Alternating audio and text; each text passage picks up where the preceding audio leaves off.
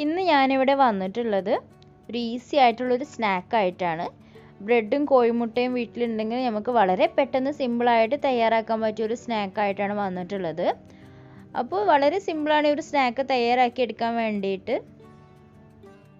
അപ്പോൾ നമുക്ക് ഈ ഒരു സ്നാക്ക് ബ്രെഡും കോഴിമുട്ടയൊക്കെ വെച്ചിട്ട് എങ്ങനെയാണ് തയ്യാറാക്കി എടുക്കുന്നത് നോക്കാം. ഇതിനു വേണ്ടി ഞാൻ പുഴുങ്ങിയ 3 കോഴിമുട്ട എടുത്തിട്ടുണ്ട്. നമുക്കിതുപോലെ ഒരു വിസ്ക് വെച്ചിട്ട് നന്നായിട്ടൊന്ന് ഉടച്ചെടുക്കാം. വിസ്കോ അല്ലെങ്കിൽ ഫോർക്കോ വെച്ചിട്ട് നന്നായിട്ടൊന്ന് ഉടച്ചെടുക്കണം.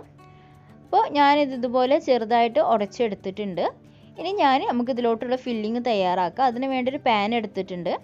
ചൂടായി വരുമ്പോൾ അതിലോട്ട് 2 ടേബിൾ സ്പൂണോളം ഓയിൽ ഒഴിച്ചു കൊടുക്കുക. ഒരു 1/4 ടീസ്പൂൺ ഇഞ്ചി ചതച്ചതും അതുപോലെ ഒരു 1/2 ടീസ്പൂണോളം വെളുത്തുള്ളി ചതച്ചതും ചേർത്ത് കൊടുത്ത് നന്നായിട്ടൊന്ന് വഴറ്റിയെടുക്കാം. ഇനി അരിഞ്ഞു വെച്ചിട്ടുള്ള ഒരു സവാള അതിലോട്ട് ചേർത്ത് കൊടുക്കുക. ഈ സവാള വഴന്ന് വരാൻ ആവശ്യത്തിനുള്ള ഉപ്പും ചേർത്ത് കൊടുത്ത് നമുക്കിതിനെ നന്നായിട്ടൊന്ന് വഴറ്റിയെടുക്കണം. സവാള ഒന്ന് നിറം മാറി വരുമ്പോൾ ഇതിലോട്ട് ആവശ്യത്തിനുള്ള പച്ചമുളക് ഒന്ന് ചെറുതായിട്ട് അരിഞ്ഞിട്ട് കൊടുക്കുക. ഞാനിതിലോട്ട് 2 പച്ചമുളകാണ് ചേർത്ത് കൊടുക്കുന്നത്. ഇവിടെ ഇപ്പോൾ സവാള നന്നായിട്ട് വഴന്ന് വന്നിട്ടുണ്ട്. ഇനി ഇതിലോട്ടുള്ള മസാല പൗഡേഴ്സ് ചേർത്ത് കൊടുക്കുന്നുണ്ട്.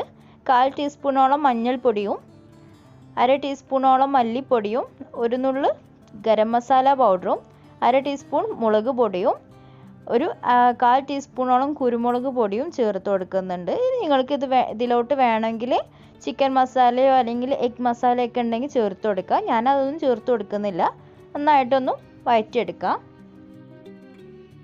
ഇനി ഇതിലോട്ട് ഒരു തണ്ട് കറിവേപ്പില ചേർത്ത് കൊടുത്ത് ഒന്ന് ഇളക്കിയതിന് ശേഷം ഞാനിതിലോട്ട് ഇച്ചിരി മിക്സ്ഡ് വെജിറ്റബിൾസ് ചേർത്ത് കൊടുക്കുന്നുണ്ട്. ഞാനിവിടെ ഒരു ഫ്രോസൺ വെജിറ്റബിൾസ് ആണ് ചേർത്ത് കൊടുക്കുന്നത്. നിങ്ങൾക്ക് വേണമെങ്കിൽ ഫ്രഷ് വെജിറ്റബിൾസ് ഒന്ന് കുക്കറിലിട്ടൊന്ന് വേവിച്ചെടുത്തതിന് ശേഷം ഇതിലോട്ട് ആഡ് ചെയ്ത് കൊടുക്കുക. ഒരുപാടൊന്നും വേണ്ട, ഇച്ചിരി മതിയാവും. ഇനി നമ്മൾ നേരത്തെ ക്രഷ് ചെയ്ത് വെച്ചിട്ടുണ്ടായിരുന്ന കോഴിമുട്ടയും കൂടെ ഇതിലോട്ട് ചേർത്ത് കൊടുത്ത് നന്നായിട്ടൊന്ന് മിക്സ് ചെയ്തെടുത്തതിന് ശേഷം ഒരു 2 മിനിറ്റ് ഒന്ന് അടച്ച് വെച്ച് ഇതിനെ ഒന്ന് കുക്ക് ചെയ്തെടുക്കുക.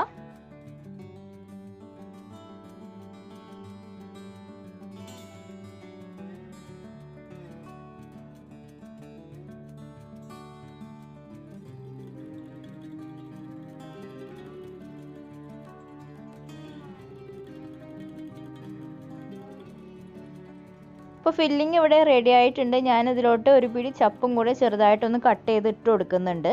ഇനി നമുക്ക് ഫില്ലിംഗ് ഒന്ന് നന്നായിട്ടൊന്ന് തണുക്കാൻ വേണ്ടി ഒന്ന് മാറ്റി വെക്കാം. ഇനി ഞാനിതിലോട്ട് കുറച്ച് ബ്രെഡ് എടുത്തിട്ടുണ്ട്. ഈ ബ്രെഡിൻ്റെ ഈ അരികൊക്കെ ഒന്ന് കട്ട് ചെയ്തിട്ട് എടുക്കണം. അപ്പോൾ ഞാൻ ഈ ബ്രെഡിൻ്റെ അരികൊക്കെ ഒന്ന് കട്ട് ചെയ്ത് എടുത്തിട്ടുണ്ട്. അതുപോലെ ഒരു ചെറിയ ബൗളിൽ ഇച്ചിരി വെള്ളം എടുത്തിട്ടുണ്ട്. നമ്മുടെ ഫില്ലിംഗ് ഇവിടെ ഏകദേശം ഒന്ന് തണുത്ത് വന്നിട്ടുണ്ട്. ഇനി ഇത് എങ്ങനെയാണ് ബോൾസ് ആക്കി എടുക്കുന്നത് കാണിച്ചു തരാം.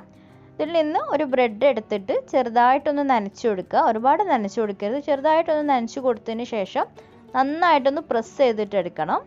പ്രസ് ചെയ്ത് എടുത്തതിന് ശേഷം ഈ ഒരു ബ്രെഡിൻ്റെ സെൻറ്ററിൽ ഒരു ഇച്ചിരി ഫില്ലിങ് വെച്ച് കൊടുക്കുക. ഒരുപാട് ഫില്ലിങ് വെച്ച് കൊടുക്കണ്ട, കുറച്ച് ഫില്ലിങ് വെച്ച് കൊടുത്താൽ മതി. ഒന്ന് വെച്ച് കൊടുത്തതിന് ശേഷം നമുക്ക് ഈ ഒരു ബ്രെഡിനെ ബോൾസ് ആക്കിയിട്ട് ഒന്ന് ചുരുട്ടിയെടുക്കാം. നന്നായിട്ടൊന്ന് പ്രസ് ചെയ്തിട്ട് ഇതുപോലെ ഒന്ന് ഷേപ്പ് ചെയ്തിട്ട് എടുക്കണം. ഇപ്പോൾ ഞാൻ ഒരു റൗണ്ട് ഷേപ്പ് ആക്കി എടുത്തിട്ടുണ്ട്. അതുപോലെ എല്ലാ ബ്രെഡും ചെയ്തെടുക്കണം.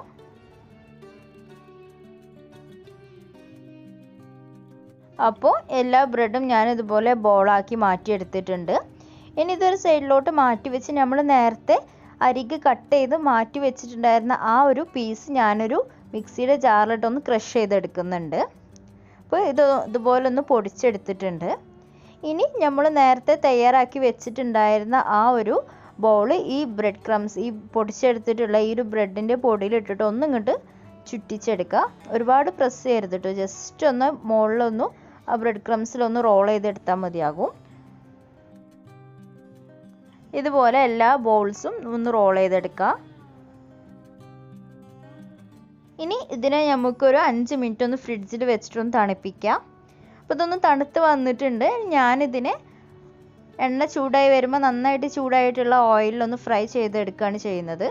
നിങ്ങൾക്ക് വേണമെങ്കിൽ ഒന്ന് ഷാലോ ഫ്രൈയും ചെയ്തെടുക്കാം. ഞാനിവിടെ എണ്ണയിൽ ഡീപ്പ് ഫ്രൈ ചെയ്തെടുക്കുകയാണ്. ഇനി ഒരുപാട് എണ്ണ വേണ്ട എന്നുള്ളവർക്ക് ഷാലോ ഫ്രൈ ചെയ്തെടുക്കാം. ഒരു സൈഡ് ഒന്ന് ബ്രൗൺ കളറായി വരുമ്പോൾ ഇതിനെ ഒന്ന് മറിച്ചിട്ട് കൊടുക്കണം. ഇപ്പോൾ 2 സൈഡും ഏകദേശം ബ്രൗൺ കളറായി വന്നിട്ടുണ്ട്. നമുക്കിത് എണ്ണയിൽ നിന്ന് കോരിയെടുക്കാം.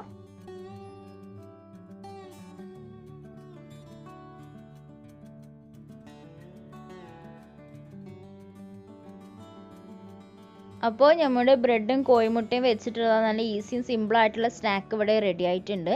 നല്ല ടേസ്റ്റിയാണ്. ഈ ഒരു കോഴിമുട്ട പുഴുങ്ങി വെച്ചിട്ട് തയ്യാറാക്കുന്ന ഒരു ഫില്ലിങ് ഈ ഒരു ബ്രെഡ് കൂടെ വരുമ്പോൾ നല്ല ടേസ്റ്റിയാണ് ഈ ഒരു സ്നാക്ക് കഴിക്കാൻ വേണ്ടിയിട്ട്. കുട്ടികൾക്കൊക്കെ ഒരുപാട് ഇഷ്ടപ്പെടുന്ന ഒരു സ്നാക്കായിരിക്കും. അപ്പോൾ എല്ലാവരും ഇത് ട്രൈ ചെയ്ത് നോക്കുക. എൻ്റെ വീഡിയോ ഇഷ്ടമായെങ്കിൽ ഷെയർ ചെയ്യാനും ലൈക്ക് ചെയ്യാനും കമൻറ്റ്സ് അറിയിക്കാനൊന്നും മറക്കരുത്. ഇതുവരെ എൻ്റെ ചാനൽ സബ്സ്ക്രൈബ് ചെയ്തിട്ടില്ലെങ്കിൽ സബ്സ്ക്രൈബ് ചെയ്തുകൊണ്ട് തന്നെ സപ്പോർട്ട് ചെയ്യുക. വീണ്ടും അടുത്ത നല്ലൊരു വീഡിയോ ആയിട്ട് വരുന്നത് വരെ താങ്ക് യു.